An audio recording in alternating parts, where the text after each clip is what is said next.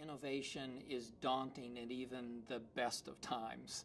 And in challenging economic environments, like many of us have seen over the last several years, it is almost hopeless because innovation is called upon to do so much more with so much less as resources are pulled away.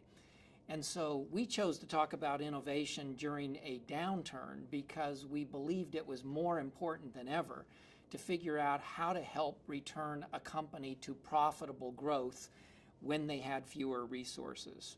We define innovation very specifically, and that is as the profitable application of creativity. And that implies that innovation has to do two things. It has to generate brilliant ideas, and it has to figure out how to make those ideas profitable.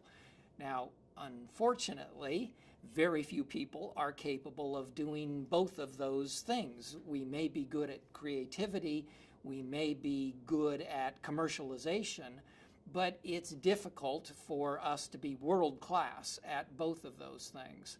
And so we believe that innovation is best played as a team sport. That is, find people who are great at creativity, find people who are great at commercialization, and get them to work together to do things that neither of them could do separately.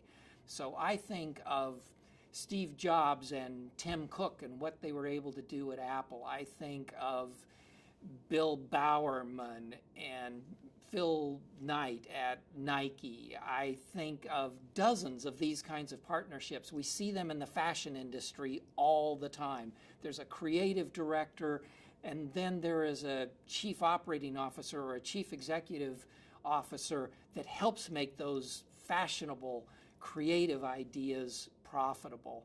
And that's what we wanted to write about, is how can you create innovative teams that can get an entire organization performing together to build innovation.